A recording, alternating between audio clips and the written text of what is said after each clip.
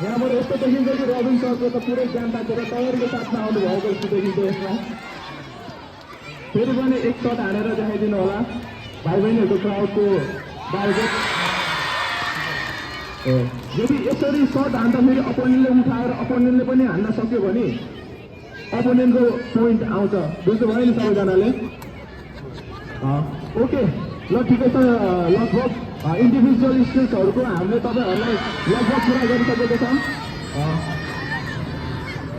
अब केही समय बललाई स्थगित गरिदिनु होला र म केही कुराहरू भन्न चाहन्छु। आज हामीले खेलेको तरिकाले तपाईँहरूले देखिसक्नुभयो गेम के हो, कस्तो तरिकाले खेल्नुहुन्छ भन्ने कुरा हामीले यसरी खेल्दाखेरि तपाईँहरूले कतिको ख्याल गर्नुभएको भएन। यो 100 सेपटाक्रो गेम चाहिँ जस्ट एउटा